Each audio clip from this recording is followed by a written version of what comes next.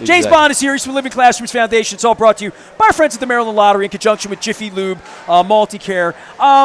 The bridge. I want to talk to you about boats and bridges and water. Inconceivable what happened with the Bay Bridge. I mean, how many times you've taken a boat underneath of that bridge on the way out of Baltimore, and it's really brought a national, if not international, focus on what happens here. I'm shocked when I go places this year as a Baltimorean. When I say, hey, I'm from Baltimore, they're like, oh, my God, the bridge. That it really, and this is going to be a story and a challenge for us over the next 3 to 5 years to put that thing back together. But, you know, I'm sure you shed a tear like all of us because that bridge is a part of us. Yeah, no, we've been under that bridge and over that bridge hundreds of times. And, yeah, it was a real tragedy. We were speaking about that earlier today. 6 lives were lost. And at the same time, it's a demonstration of the resiliency of Baltimore because that bridge will be built in the next 3-4 years.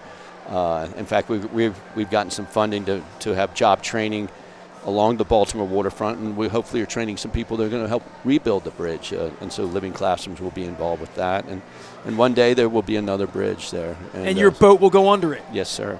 And then back under it again. Always. Always. Yeah. James Bond here. Please support the Living Classrooms Foundation. I want to support you, get your proper crab cake down here. I'm sorry we misconnected in Fells Point, but I love that I drag you down here to Faith. Now, you're here for the grand opening. Yeah, love when we talk about things that move the city forward, these markets. Yeah, they're great. Whether it's, well, and you got to love these the new market here, Lexington Market, and the new digs for Fadley's. And Fadley's has been an institution in Baltimore for, gosh, how many decades? Well, if you want to see vibrancy, come down here at lunchtime. I come down here lunchtime every couple of weeks to do the show, and people are like, what's going on in Baltimore? I'm like, look at it. I mean, people still want to be here. It's still as great as we ever thought it was going to be. Yes, sir. We got to get the baseball team going and football team going here. Thank you for all you do. And all the – oh, look. See, right when the segment ends, Thank you. It's crab cake. You got anything you want to say about oysters? What do you know about oysters, James? We do a lot with oysters. Every day we're working with oysters on our ships that are out with kids. We have 100 students out on the Lady Maryland and the Skipjack Sigsbee and the bi-boat Mildred Bell today. And working with the oysters is what we do with kids every day, and so it's such a great education. Jamie's here. Look out. That's a hell of a crab cake. Let me put this over. I'm going to keep that right in the sunshine there for you. I'm doing this crazy oyster tour, and he's Mr. Water Guy.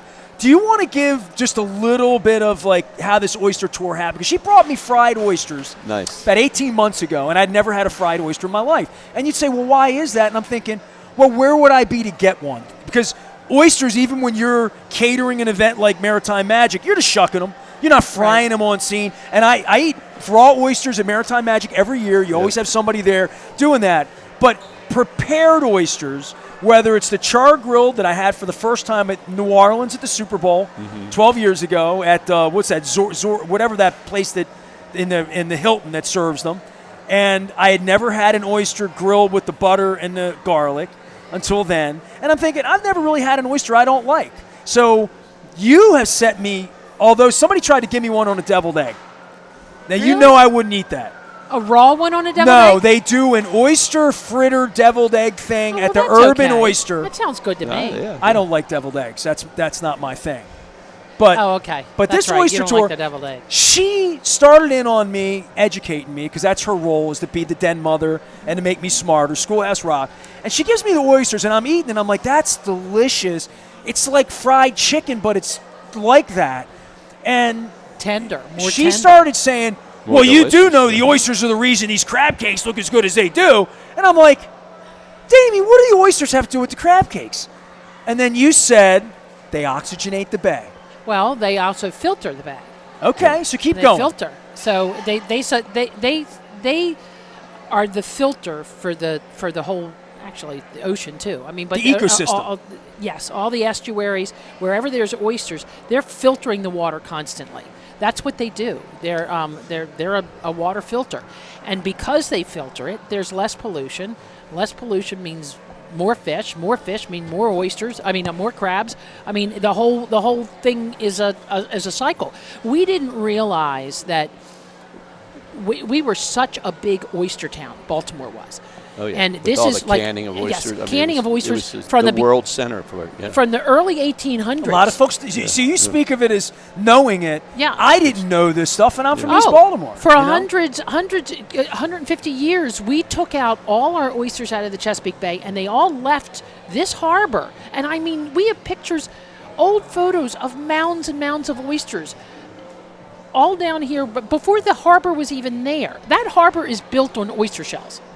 It's all backfilled in oyster shells. And when you think back to when Captain John Smith, who was the first European to come into the Chesapeake Bay, they were having trouble navigating around all because they were hitting the oyster mounds of oysters. And to your point about how the oysters filter the bay, back in hundreds of years ago, the bay would be totally filtered within 2 days. Yes. Because of all the oysters that lived in the bay. So it was just much cleaner. It was clear water. It was you could very see straight different. down. Yeah, all there those were a lot things. more grasses. Now you're talking 100 years ago? It's more Probably a couple 200. hundred. Couple hundred, 200 okay. to 300 years ago. Yes, a while ago. But and now it takes the oyster population close to a year to get filtered through one time. Yeah.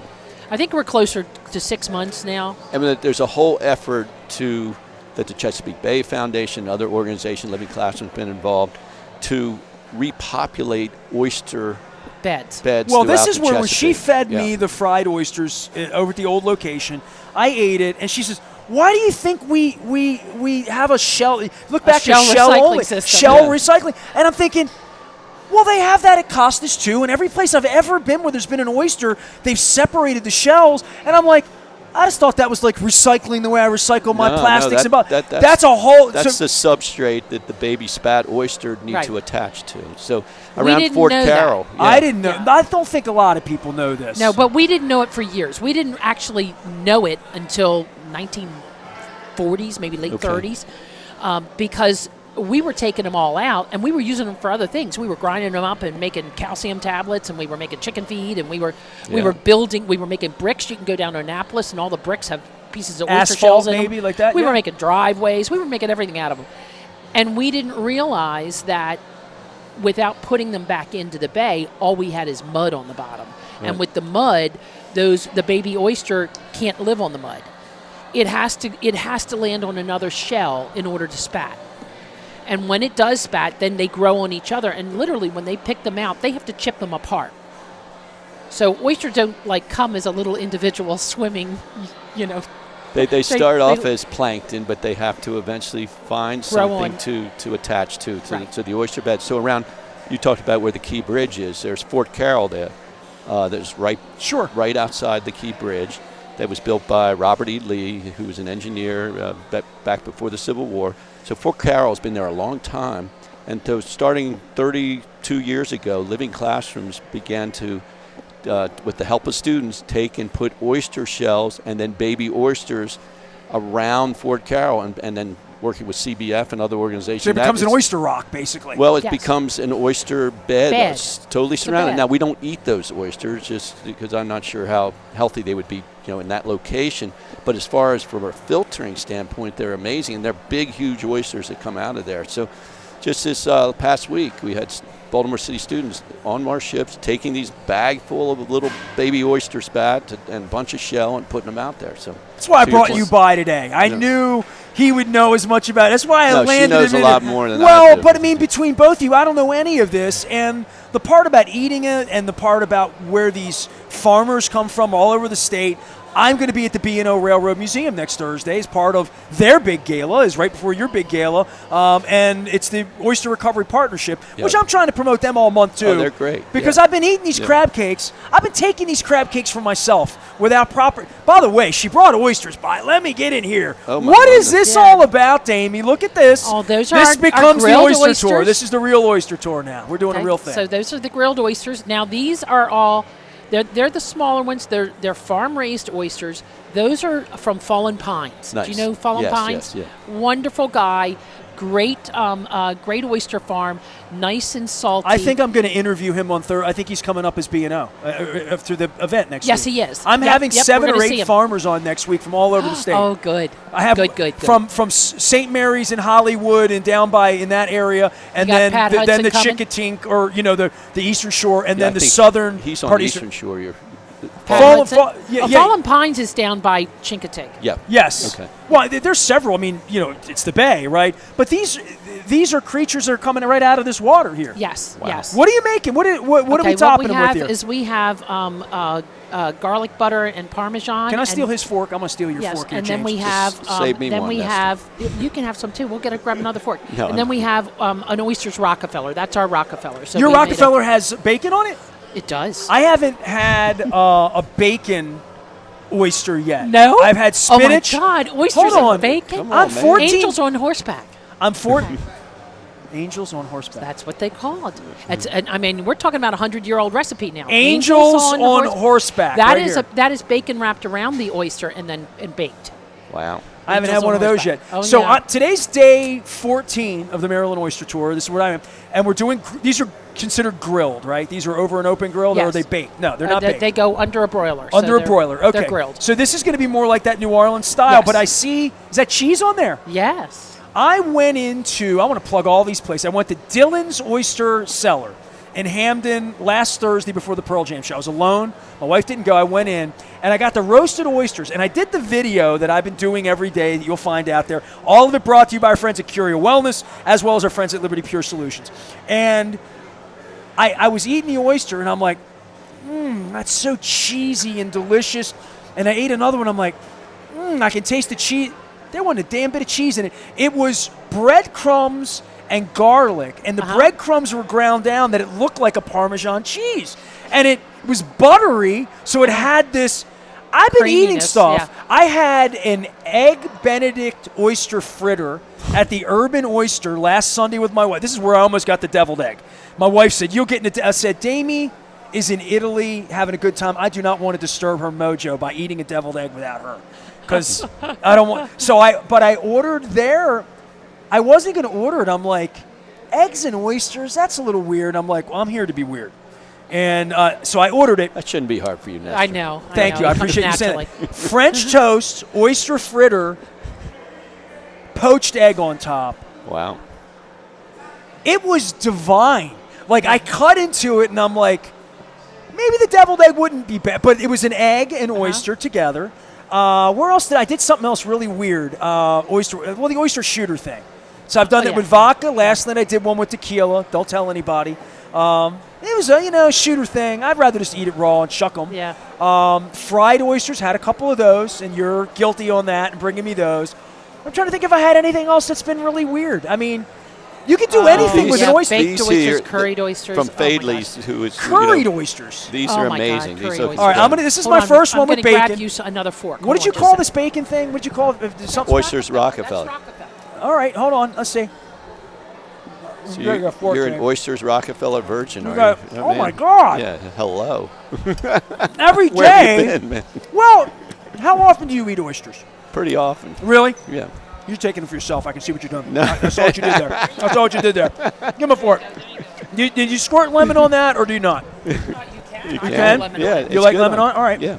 Let's get after it. You got a love fork? lemon. Get Yeah, it. man. Can I jump in here? I'm gonna. Yeah. You're going to I'm get the gonna follow bacon one. suit. Yeah, I'm going to squirt you. Oh, I got seeds on there. That's all right. Hold on. Little extra Not the first time. fiber. So Right. I've been trying to avoid eating them raw every day because I feel That like is really Yummy. delicious. if I Isn't that were to great? go and say Fallen, what's it, Fallen? Wow. What's the name of the Fallen Pine. Fallen Pines. So I know that's going to taste different than a chicken ting. Some of these Big Johnsons are huge, you know. The- Yeah, but they're usually the wild ones. You're not Right. getting a big one from a farm. All right. Oh, that's the buttery. Now that does have cheese or no? That's just That gar- does. That Yeah, has so the Parmesan cheese. and butter and garlic.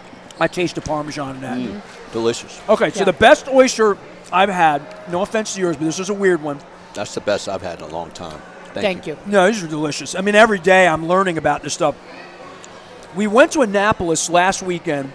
We went to the Federal House in downtown Annapolis. And they told me this was an award-winning thing. The oyster recovery people told me to go there and get this. They're like, get this one. And I was in Annapolis with my wife. We went in. They were giant oysters. They were really big. It was a crab ceviche oyster. All right? Never had that. Okay. I ordered it because the oyster recovery people said you're doing 26 oysters in 26 ways, 26 days. This is one of the ones you have to do. And I went down, we ordered it. It came with a crab claw, a blue crab claw. it had this ceviche that was tomato, cilantro. And the oyster was gigantic and meaty. I mean, I had to cut the oyster into. It was a meal. One oyster was like 3 full. It was. There's so many ways to do these things. Absolutely. And I just didn't know. So this has been fun for me. They're This is great awesome. for you. They're great for the environment. So keep eating the oysters. Is it all true about the Viagra? Your dad put a shirt together. Oh. I have a shirt that says "Don't eat oysters, eat Viagra," and it's your dad's fault. No, what does it The other way say? around. The other way around.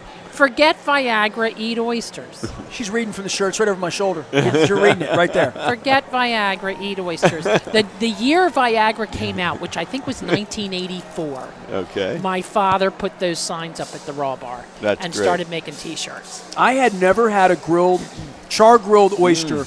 What's that place in New Orleans called? Zorb. It's got a name. Anyway, Zorb is a Greek place. Everybody has them down there. But the place that sort of became, like, you became famous for the back fin. The place down there I went, That's I really didn't go. good. Very good. Tuesday Thank you. night of Super Bowl week in New Orleans, they have a media night. And there's a couple thousand people at this event.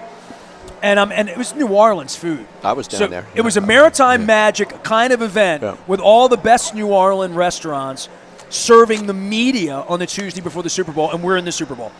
Went to this party. My buddy Chris Pica, who's been here with me, lives here in Baltimore now. He was living in New Orleans. He said, "You got to go get those oysters." And I'm like, oysters are fine. I mean, shuckling, whatever. He's like, no, you got to go over there. They had an open flame, and they had the oysters on the orange coals, and you could smell the garlic butter burning off of these things. And I'm telling you, they had shrimp as big as my head, all the New Orleans food you can imagine, and gumbo, like all the New Orleans, the crawfish, the whole thing. And I went over and I grabbed 3 of these on a little plate at a charity event. And the first bite I had, I'm like, I ain't never had anything like that in my life. I mean, that's how good it was. And I said, "Where is this place?" And I went the next day and I pulled the $50 out, and I'm like, "All right, 2 trays of those. Let's go with that right now." And it's been 12 years, I think, since I've had a char-grilled oyster. This is the first time I've had, and James ate them all. Hey, man, you're just yabbering on. I just snooze to lose. What did you? I thought we were friends. There's one left. I left you one one, left. man. My thanks to the Maryland Lottery. My thanks to Damye, whom I love, and her mom, Nancy, who's staring at me. James Bond from the Living Classroom Foundation. One more plug and you will have oysters at Maritime Magic, right? Yeah. Well, we might, hopefully our friends at Faley might help us out with some of that. Tell me, plug some of the restaurants that come every year, because I want to give some love, because there are so many Damies in this city that every day get up. We're doing soup, aren't we? Crab I know soup you're or doing something great. I I'm don't just know. you would know better than I, but we have all the top restaurant, the Atlas restaurants. Marta, I was eating at an event they did for us on Monday night. That I know they'll be there. So there's. You name it, you'll recognize the 50 restaurants and caterers that'll be there. And we have 8 food judges that are all influencers. I've been that guy before, and I used to want to be that guy. That's a hard job. This is the true story of that job. If you had called me, if Derek called me or Nikki called me and said, "Do you want to be the celebrity taster?" I'm like, I've had that gig. And I would say, "How many?" And you'd say 50. And I'm like, well, if I'm really going to be the judge, and I'm an integrity-based individual, I can't go and not eat it all. Because you're going to judge it, you really do, but you can't enjoy it. It's almost like there's people that drink the wine and spit it out. I don't spit it out, but like that's a really hard job. I've done it at a lot of events, and my wife thinks it's cool. We get there early, and then she gets about the 8th station, and she's like, because we do it as an ensemble. When you bring me, I bring my wife. So she's like, "Man, 50 different kinds of food tonight." So it sounds good in theory, but it's a hard responsibility. It really is. So they all, between the 8 of them, they have over 1 million people impressions that they connect with. So they're really helping to put the word out. And so, it's a tough job to decide what's the best food. I think it's also there's judging how they set up the table, and there's different awards you can win. There's the award for the best cocktail, all sorts of things. I love that. Yeah, I went to an event last week, a crab cake event at Doug Butchke, and everybody got a ticket. You got to vote for the best soup, the best crab cake, or the best cream, best Maryland, best crab cake. Right. So a couple years ago, about 10 years ago, I did the Greater Baltimore Chamber of Commerce. I did the tasting at their event. It was up at in Pikesville at the golf, and I tasted this guy's food, and it was one of the best things I ever had in my life. It was a lasagna made of squash with turkey. It was like a turkey sauce. It was just delicious. And it's clean cuisine up in Owings Mills. And I always bust his chops because when I go in there now, he calls it award-winning. And I go in, I'm like, how's that award-winning lasagna going? How'd you get that award? I went around and pimped out to all the other judges because he had an awkward location. Nobody had tried it. Right. And we all went into the situation room after, with our full bellies and went, did you try the Fadleys? Did you? And I went and I'm like, did any of you get that sauce and the lasagna? I'm like, and they're all like, no. And they're like 5 judges. I'm like, get up and go out there and eat it right now. And they all came back in with a plate. They're like, that's the winner. So I always say to Jerry out there at Clean Cuisine, he says, award-winning. This is where the awards are won. This is where the awards are given out at these kind of events. Maritime Magic is its own award and reward for our friends at Living Classrooms Foundation. James Bond's been doing the good work 4 decades. 36th annual Maritime Magic. 36 is my lucky number. Our friends at the Maryland Lottery had some lucky winners out here with the Raven scratch-offs today. Damye's been kind to us. The great Congressman, John Sarbanes from the 3rd District. James Bond ate all my oysters. He's going to eat all my crab cakes. But he is inviting us over to Maritime Magic where there'll be plenty of food for everybody 2 weeks from Friday night.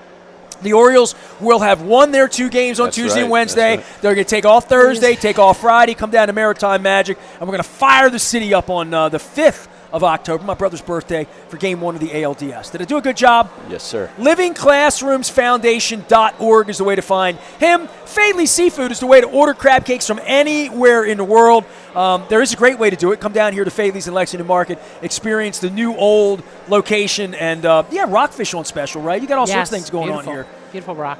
Did I leave anything out about the oysters? Am I doing an all right job? You're doing an all right job. Trying to do you proud. We'll eat some more oysters. I'm going to go get some more. So tell James where your big anniversary honeymoon thing. You're almost tan. You went to Italy. I did. I went to Italy for 2 weeks. She went to Italy. Now listen, and she and her husband wrote this off, and here's why.